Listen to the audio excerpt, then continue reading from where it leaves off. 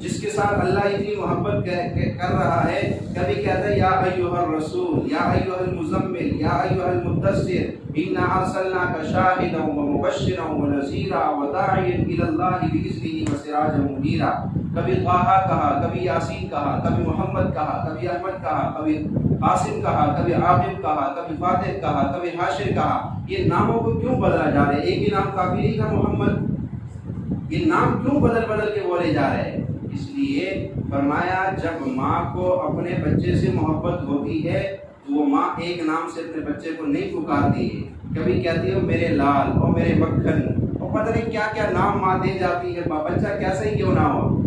ماں ایک نام سے بچے کو نہیں پکارتی ہے۔ آپ نے کبھی ایسی ماں کو نہیں دیکھا ہے جو اولاد کی محبت میں شدید مبتلا ہو تو بچے کو ایک نام سے کبھی نہیں پکارے گی، اصل نام بہت کم لے گی، محبت والی ماں اصل نام بہت کم لے گی، اور کبھی مختلف، جیسے میں نے کہا، کبھی لال کہے گی، کبھی مکھن کہے گی، کبھی وہ کالا کلوٹا کیوں نہ ہو لیکن وہ اس کے لیے مکھن ہو جاتا ہے۔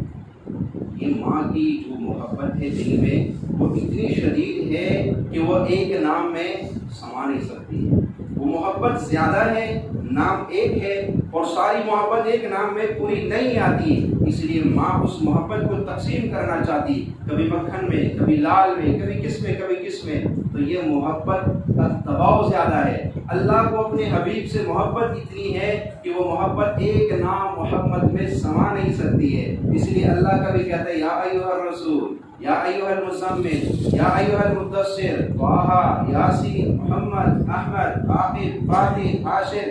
یہ ناموں کو بدلا جا رہا ہے، شاہد، مبشر، نذیر، داعی الی اللہ۔